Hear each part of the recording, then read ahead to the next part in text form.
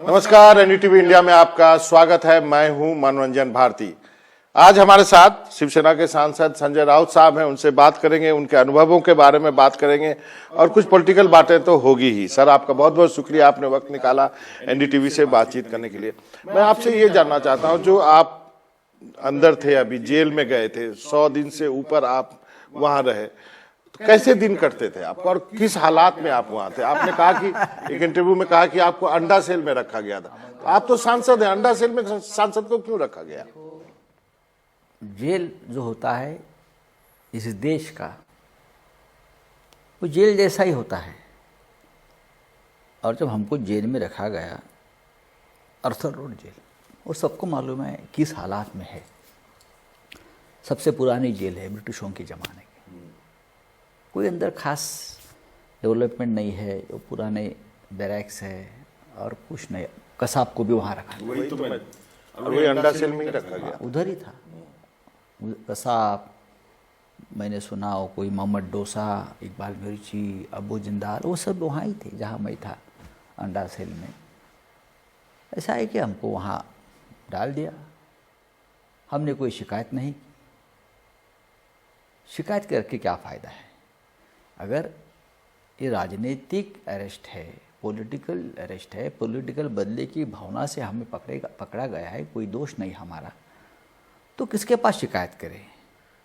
तो हमने शिकायत नहीं की। जो हमारे आया था हमारे जीवन में, नसीब में, मेरे फैमिली, मेरी पार्टी, तो हमने वो एक्सेप्ट कर लिया और हम सीधे जेल में चले गए और हम जेल में रहे। कोई सुविधा या कोई इसके लिए हम कोर्ट में शायद अर्जी भी नहीं दी। क्यों नहीं दिया? आप तो सांसद थे, आप तो प्रिविलेज्ड हैं। कि एक सीनियर सांसद है, 20 साल से मैं सांसद हूँ। सांसद छोड़ दे, एक अखबार का एडिटर हूँ, जो सबको मालूम है। अखबार संपादक हूँ मैं, लेखक हूँ मैं, पत्रकार हूँ मैं, सब कुछ हूँ मैं। फिर भी हमें अंदर डाल दिया है। अगर लोग, जिसने हस्तक्षेप करना चाहिए सरकार की तरफ से, केंद्र सरकार की तरफ से, प्रधानमंत्री की तरफ से, कि सांसद को इस तरह से आप कैसे लॉस कर सकते हो, नहीं किया, उसका मतलब सरकार की सम्मति है। तो मैं इस सरकार से क्या लड़ सकता हूँ अंदर बैठ कर? ठीक है, देख लेंगे। हम अंदर गए, बैठे, कुछ नहीं होता वहां सर, कोई लाइट नहीं, कोई खिड़की नहीं। मैंने 3-3.5 महीने सिर्फ दीवार देखी और कुछ देखी नहीं चारों तरफ से। कोई खिड़की नहीं, छोटा सा भी सुराग। और ये जो लाइट्स सामने आती है, उस प्रकार की फ्लड लाइट्स होती है। रात को तो आप अंधेरा, आपको कभी मैं तो देखा भी नहीं। सब फ्लड लाइट्स में बैठा हूँ या रात को सोया हूँ। कहाँ वहाँ नींद कहाँ आती है आपको? इस प्रकार से जो फ्लड लाइट्स ऊपर से आती है। मैं अभी भी देख रहा हूँ, आप सीधे लाइट देखने से बच रहे हैं। नहीं, मैं तो, मुझे दिखता नहीं है। मुझे आँख की रोशनी बहुत चली गई है इस मामले में, और मुझे सुनाई देने में बहुत तकलीफ है। मैं अभी अभी बोल पा रहा हूँ, लोगों से कोई कम्युनिकेशन नहीं। मैं सूरज की किरणें नहीं देख पा रहा था 15-15 दिन तक। जब कोर्ट में लेके जाता था तो मैं देखता था। मैं ठीक से चल भी नहीं पाता। विटामिन डी की कमी हो गई, बहुत है, बहुत सी बातें हैं मेरे शरीर में बदल गई है। लेकिन मनोबल मेरा अच्छा रहा कि ठीक है, राजनीति में ऐसी भी घटना होती है। अगर मेरे कार्यकर्ता जेल में जाते हैं तो नेता भी गया है। अगर मैं ही झुक जाता, मैं टूट जाता, तो पार्टी टूट जाती। नहीं सर, सवाल यहाँ जेल जाने का नहीं है। सवाल है जिस सेल में आपको रखा गया है। पॉलिटिकल प्रिजनर्स को आप ऐसे नहीं रखते हैं। मैं अपने आप को तो बंदी मान रहा था, फिर प्रिजनर ऑफ वॉर। उनको लगा सरकार को हमारे खिलाफ युद्ध कर रहे लोग कुछ, उनको अंदर डाल दो। तो हम युद्ध कर दिए, युद्ध बंदी है, समझ लो, प्रिजनर ऑफ वॉर हूँ मैं।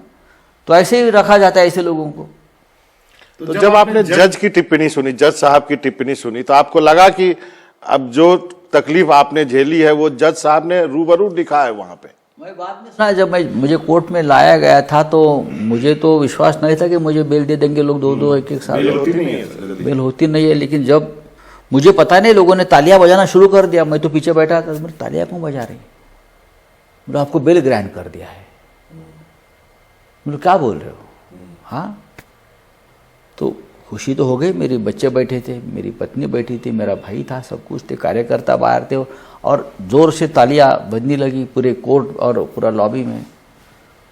और मैं जब मेरा प्रोसेस ख़त्म हो गया तो मुझे लगा कि मुझे जज साहब को जाकर नमस्कार करना चाहिए कि ये न्याय देवता है और सच के लिए जो उसने किया है, तो मुझे कहा, मैंने कहा सर मैं आपका आभारी हूँ।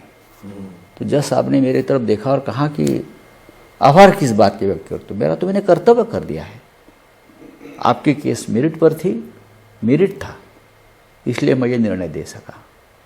और मैं वापस जेल चला गया, क्योंकि वो होता है। ये लोग जो होते हैं वो वापस आए थे कि स्टे दीजिए, जज साहब ने वो भी रिजेक्ट कर दिया। फिर हाई कोर्ट चले गए, स्टे दीजिए, तो हाई कोर्ट ने भी रिजेक्ट कर दिया। वो आखिरी मिनट तक, देखिए ऐसा नहीं करना चाहिए कि मैं, एक आदमी है जो लगभग 3.5 महीने जेल में रहा, उनकी तबीयत भी खराब है, वो पढ़ा लिखा आदमी है, वो सांसद है, हाँ, समाज में उसकी प्रतिष्ठा है। और सांसद क्या 1 साल का नहीं है, 20 साल से हूँ मैं सांसद, पार्लियामेंट्री हूँ मैं, मेरे पार्टी का लोकसभा राज्यसभा का नेता हूँ मैं, पार्टी का नेता हूँ मैं, एडिटर। तो ईडी का ही कोर्ट है ना, आपका ही कोर्ट है, आपके कोर्ट ने मुझे बेल दिया है, तो आप स्टे क्यों ले रहे हो? एक बार आपको चार्जशीट आपके ऊपर आ गई तो इन्वेस्टिगेशन खत्म होता है, उसके बाद चाहे कोई भी हो, रेपिस्ट, टेररिस्ट या और छोड़ दीजिए जो हत्यारे, लेकिन ऐसे जो सजाए आप देते हो, चार्जशीट के बाद बेल मिलने का अधिकार है, लेकिन आप बेल नहीं मिलने देते, क्यों? मुझे मालूम नहीं। जज साहब ने तो लिखा कि आप तो कोई एक्यूज भी नहीं है, मतलब पहले दूसरे नंबर के कुछ केस से अभी न्यायालयीन मैटर है, मुझे मालूम भी नहीं केस, मेरी ना चार्जशीट पड़ी है, ना मेरे अभी तक बेल ऑर्डर पड़ी है, क्योंकि मेरा कोई संबंध ही नहीं है। आपने कहा कि आप प्रधानमंत्री, गृह मंत्री से मिलेंगे, क्या यही इसी सब चीज के लिए मिलेंगे? अपनी व्यथा उनको कहेंगे? कहेंगा, उनसे जरूर बात करूंगा मैं जाकर, कि मेरे जैसे बहुत से लोग जेल में है, मेरे जैसे बहुत लोग हैं, हमारे यहाँ अनिल देशमुख जी है, नवाब मलिक है, देखिए उनके केस आप एक बार स्टडी कर लीजिए, आपको पता चलेगा किस तरह से उनके ऊपर अन्याय हुआ। और भी लोग हैं बहुत, मैं देखते आया हूँ, बहुत लोग हैं, पूरे देश में हो गया इससे। आप फडणवीस साहब से मिले, क्या जो भी जेल के संबंध में मिले थे? हाँ जी है ना, मैं मिल रहा हूँ, अभी तो वो चुनाव में गुजरात में बिजी है। मैं जब जेल में था तो मैंने देखा कि जेल कर्मचारियों की बहुत सी समस्या है, बेचारे अंदर उनका ऊपर इतना प्रेशर है, काम का प्रेशर है, खूंखार गुनहगार वहाँ रहते हैं। देखो मैं देखा हूँ कि अगर एक 302 का आरोपी अगर बाहर लेके जाते हो तो 20-20 गनर्स होते हैं, लेकिन अंदर तो एक साथ 1000-1000, 2,000 लोग रहते हैं, वो 302 वाले, उनके लिए 4 या 5 कर्मचारी प्रेशर में रहते हैं उनको संभालने के लिए, बहुत ही शॉर्ट। तो मैं सब बातें हैं, मैं बताऊंगा उनको कि आप अंदर ध्यान दीजिए। तो किताब भी लिखोगे सर आप इस पे? हाँ, किताब मेरी लगभग पूरी हो चुकी है, मैं अंदर मेरा लिखना शुरू किया था तो किताब हो जाएगी, हो गई है। हमें इंतजार रहेगा सर। अब कुछ राजनीति की बातें कर लेते हैं, करिए। अब पिछले दिनों एक कंट्रोवर्सी हुई राहुल गांधी के सावरकर के बयान पे लेकर, आप बड़े गुस्से में आपने प्रेस कॉन्फ्रेंस किया, दूसरे दिन राहुल गांधी का फोन आता है तो उतने ही प्यार से आपने उनके बारे में उनको थैंक यू किया। ये दो रूप संजय राउत जी के क्यों? राहुल जी ने मुझे पहले भी फोन किया था, जब मैं छूट गया था तो मेरी बात वो ये थे, बाद में वीर सावरकर वाली कंट्रोवर्सी की जरूरत नहीं थी। महाराष्ट्र में भारत जोड़ो यात्रा का सबसे जोरदार स्वागत और समर्थन मिला और एक माहौल अच्छा बन रहा था, तो सावरकर जी की कंट्रोवर्सी में जाने की जरूरत नहीं थी। ये हमारी पार्टी माननीय उद्धव ठाकरे जी हो या सबका, हमारा क्या जरूरत थी? दूसरी बात ऐसी है कि अब वीर सावरकर जीवित नहीं है, पंडित नेहरू जीवित नहीं है, सरदार पटेल जीवित नहीं है, हाँ, नेताजी सुभाष चंद्र बोस के ऊपर हम कुछ बात करें, अपनी सफाई के लिए जीवित नहीं है। तो ये पुराना इतिहास हम बार बार क्यों खंगाल रहे हैं? ये सब लोग बहुत बड़े फ्रीडम फाइटर, क्रांतिकारक थे, पूरी जिंदगी लोगों ने जेल में बिताई है। अब क्या हुआ क्या नहीं हुआ उसमें मत जाइए, और हम भारत जोड़ो यात्रा आगे लेकर जाएंगे।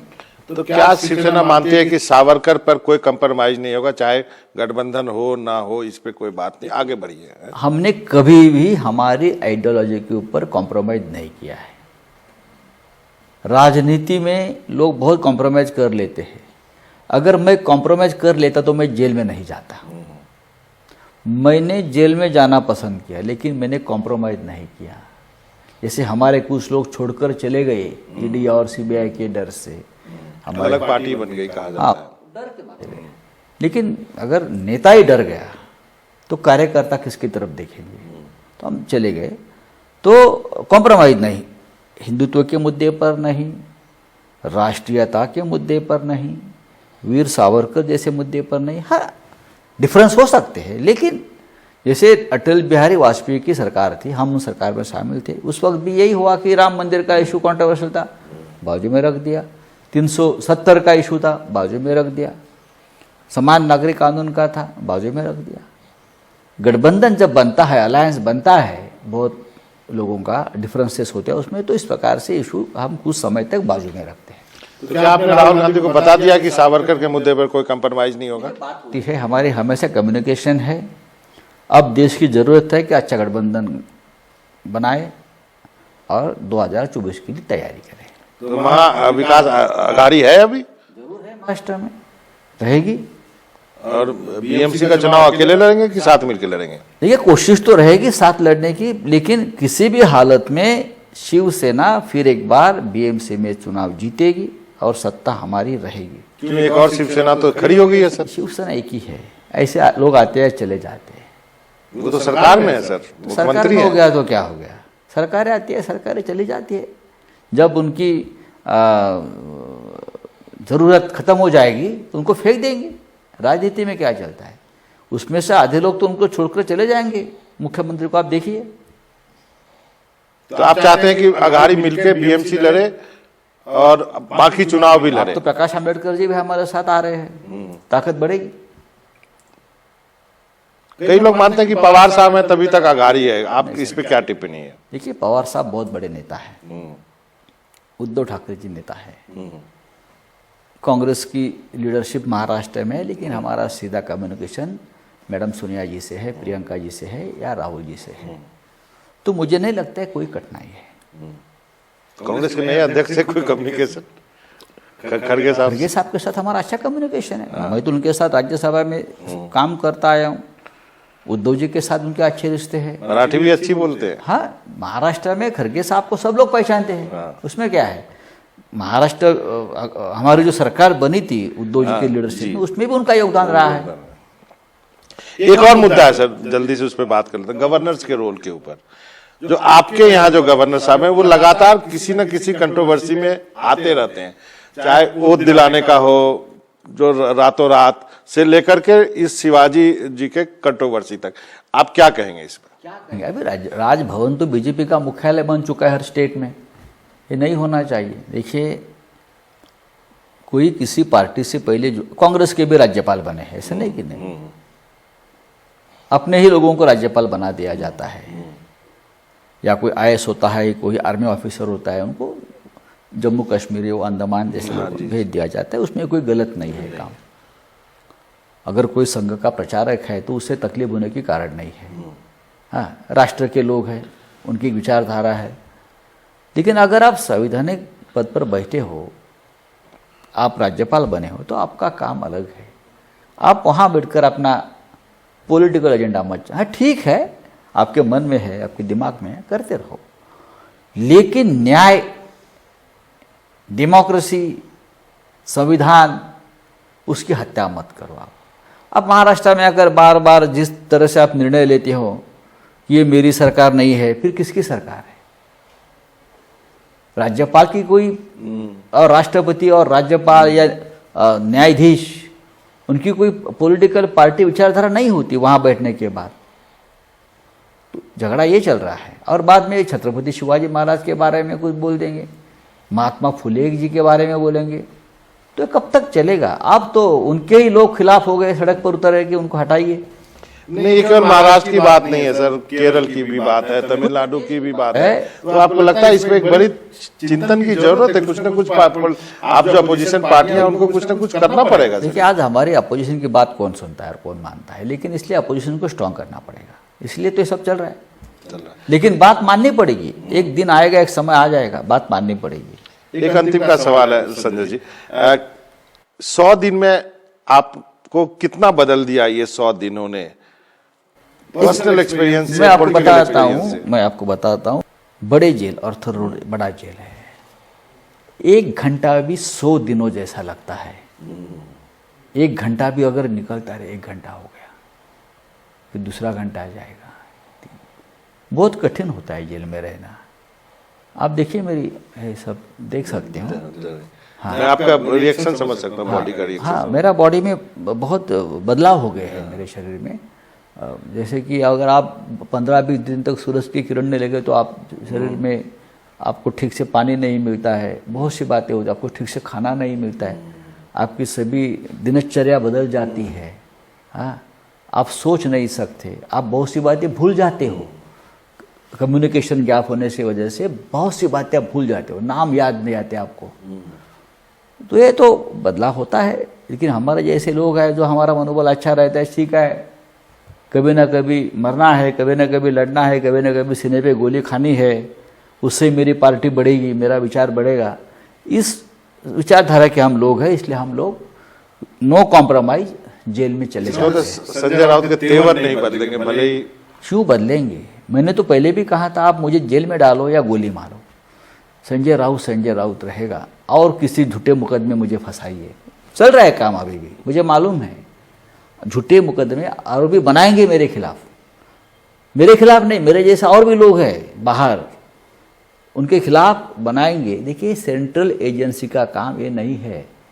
आप जो देश के गद्दार है, जो टेररिस्ट है, उसका जो फंडिंग होता है, उसके लिए ईडी बनी है निकालने के लिए। हाँ, किसी ने किसी को 1 लाख दिया, किसी ने किसी से 2 लाख लिया, हाँ, बच्चों की फीस के लिए, हॉस्पिटल के लिए, हाँ, उसका एंट्री निकाल कर आप जेल में डालोगे लोगों को। ये आपका काम नहीं है। बदनाम हो गए ये सेंट्रल एजेंसीज। वो तो जज साहब ने भी लिखा, आपके ऑर्डर में लिखा, वो भूतो न भविष्यति है सर, वो ऑर्डर तो सच का सत्यमेव जयते। पहली बार मुझे लगा कि देश में न्याय है, कुछ लोग जिंदा है, कुछ लोग काम कर रहे हैं, कुछ लोग न्याय व्यवस्था में शहीद होने को भी तैयार है। मुझे पहली बार लगा इस 7-8 साल में।